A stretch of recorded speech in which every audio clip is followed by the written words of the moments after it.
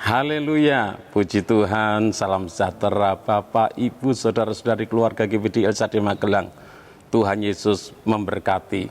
Rise up, bangkit, bergerak, berdampak. Puji Tuhan, hari ini kita akan kembali bersama-sama belajar firman Tuhan. Dan pembacaan kita ada di dalam Ayub pasal yang ke-6. Ayub pasal 6 saya akan bacakan ayat yang ke-15, demikian bunyi firman Tuhan. Saudara-saudaraku tidak dapat dipercaya seperti sungai, seperti dasar daripada sungai yang mengalir lenyap. Renungan firman Tuhan hari ini saya beri tema kecewa. Kecewa. Kalau kita mengamati, mengobservasi dari kitab Ayub pasal yang ke-6, siapakah tokoh-tokoh yang ada di dalam ayat-ayat tersebut? Tentunya ada Ayub bersama dengan sahabat-sahabatnya, yaitu Elifaz, Bildad, dan Zofar. Peristiwa apa yang terjadi? Kalau kita merenungkan dari Ayub pasal yang ke-6, bahkan melihat judul perikopnya, Ayub kecewa terhadap sahabat-sahabatnya. Itu peristiwa yang terjadi. Kekecewaan Ayub. Ayub mengalami kekecewaan terhadap sahabat-sahabatnya. Di mana peristiwa itu terjadi? Tentunya di rumah Ayub. Karena sahabat-sahabatnya datang menjenguk Ayub, mengunjungi Ayub. Ayub tinggal di tanah Uz di dalam Kejadian 1 ayat 1. Interpretasi pelajaran yang dapat kita ambil, Bapak, Ibu, Saudara, tidak ada seorang pun yang tidak pernah mengalami perasaan kecewa. Kecewa adalah perasaan yang muncul karena sesuatu yang dialami tidak sesuai dengan apa yang diharapkan. Jadi kekecewaan itu timbul, muncul karena apa yang terjadi, apa yang dialami tidak sesuai yang diharapkan. Sebagai contoh, seorang ibu kecewa terhadap anaknya yang mendapatkan nilai buruk. Karena ia mengharapkan si anak belajar dengan rajin dan mampu mendapatkan nilai yang baik. Tetapi ternyata yang diharapkan tidak terjadi, anak tersebut mendapatkan nilai yang jelek. Kemudian timbullah perasaan kecewa. Itu hal yang wajar. Kecewa merupakan perasaan primer yang dapat memunculkan perasaan sekunder, bahkan perasaan tersier. Setelah kecewa, lalu apa? Beragam tentu perasaan dan tindakan sekundernya, bahkan tersiernya yang mengikuti dari perasaan kecewa. Bisa saja si ibu kecewa terhadap anaknya yang mendapatkan nilai yang jelek. Kemudian dia menjadi marah. Dan selanjutnya dia bisa menghukum anaknya.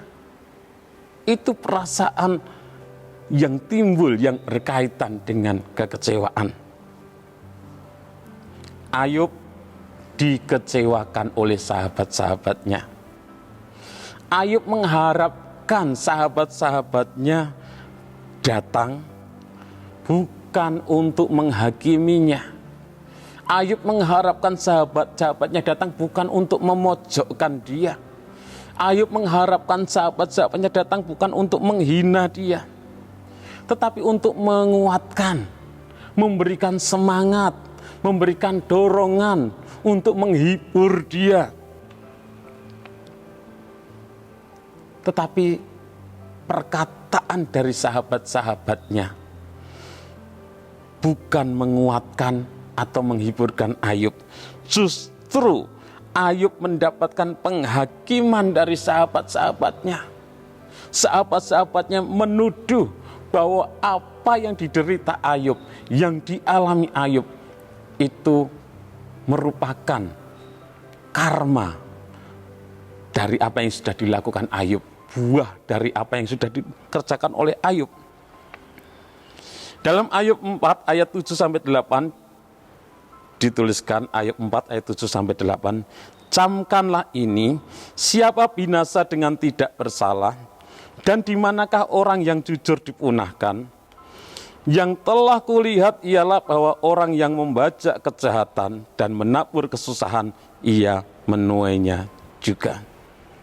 Jadi sahabat-sahabat Ayub sudah menghakimi Ayub. Ayub mengalami penderitaan.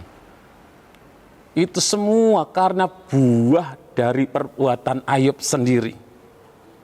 Inilah yang mengecewakan Ayub. Apa yang Ayub lakukan kemudian? Tentunya ia bersedih atas kelakuan dari sahabat-sahabatnya. Ia bersedih atas perkataan sahabat-sahabatnya. Dia kecewa terhadap sahabat-sahabatnya. Namun dalam kesedihannya, di dalam kekecewaan terhadap sahabat-sahabatnya, Ayub tetap percaya terhadap nilai kejujuran. Dan Ayub tetap menjaga dirinya dari kecurangan.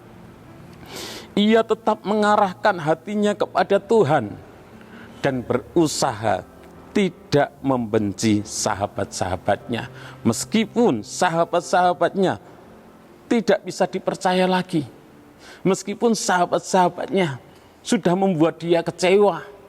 Meskipun sahabat-sahabatnya sudah menghakimi dia, menuduh dia melakukan hal-hal yang jahat. Tapi Ayub tetap mau melakukan hal yang baik, hal yang benar. Dalam Ayub 6 ayat 28 dan 29 dituliskan, Ayub 6 ayat 28 dan 29, tetapi sekarang berpalinglah kepadaku, aku tidak akan berdusta di hadapanmu. Berbaliklah, janganlah terjadi kecurangan. Berbaliklah, aku pasti benar. Jadi Ayub akan tetap melakukan hal yang benar. Ayub tidak mau melakukan hal yang curang.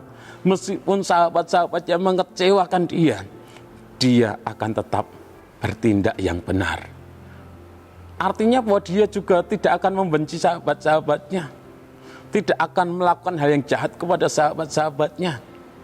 Dia akan tetap melakukan hal yang benar. Dia tidak akan pernah melakukan kecurangan.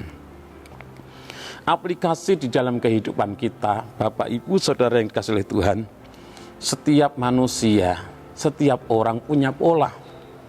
Ketika mengalami kekecewaan, ada yang melanjutkannya dengan kemarahan, kecewa kemudian marah. Ada yang kecewa kemudian melanjutkan dengan kesedihan, sedih, atau perasaan dan tindakan-tindakan yang lain. Belajar dari Ayub, Ayub tetap yakin kepada Allah meskipun kekecewaan melandanya. Ayub tetap percaya kepada Tuhan, bahwa Tuhan itu adil.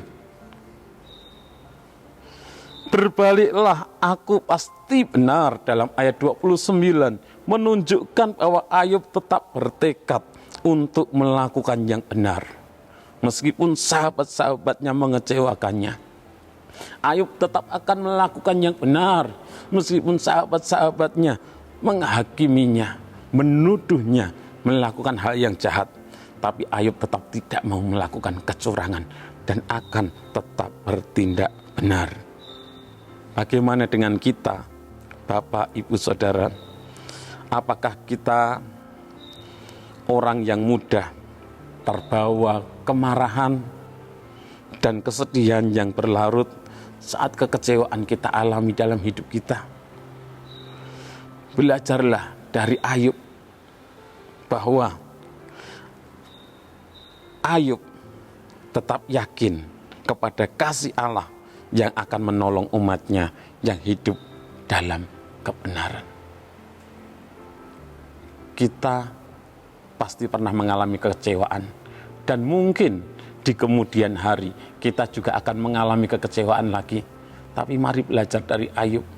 Saat hal yang mengecewakan itu datang, terjadi dalam hidup kita, jangan kemudian kita melakukan hal yang jahat, membenci orang yang mengecewakan kita, dan lain sebagainya. Tapi biarlah kita tetap melakukan hal yang benar. Sekalipun orang tersebut mengecewakan kita, kita tidak membenci orang tersebut. Kita tetap berbuat baik, kita mengampuni, kita memaafkan, kita tetap melakukan hal yang baik, kita tetap melakukan hal yang benar. Karena Tuhan yang maha adil itu yang melihat, dan Tuhan tidak akan pernah mengecewakan kita, umat-umatnya yang hidup di dalam kebenaran. Tuhan Yesus memberkati Bapak, Ibu, Saudara semuanya. Terima kasih kepada Bapak, Ibu, Saudara yang sudah dengan setia mengikuti Renungan 79, kiranya menjadi berkat bagi kita semuanya. Bagi Bapak, Ibu, Saudara yang ingin didoakan dengan pokok doa tertentu atau ingin menyampaikan kesaksian, baik mujizat kesembuhan, pertolongan Tuhan dalam masalah keluarga, pertolongan Tuhan di dalam pekerjaan, dan lain sebagainya, dapat menyalurkan melalui chat WhatsApp di nomor 0813 2742 0088. Mari kita berdoa. Kami bersyukur Tuhan, punya Allah seperti Engkau, Allah yang sungguh baik, Allah yang sangat baik. Engkau Allah yang tidak pernah mengecewakan kami. Di dalam dunia ini ada kalanya ada orang-orang yang mengecewakan kami. Sama seperti yang dialami oleh Ayub, sahabat-sahabatnya mengecewakan dia. Tetapi kami mau meneladani dari Ayub. Kami mau tetap melakukan yang benar. Kami mau tetap melakukan yang baik. Kami mau tetap hidup surut dengan kehendak-Mu, surut dengan firman-Mu Tuhan. Karena kami percaya Engkau Allah yang mengerti, Allah yang maha adil.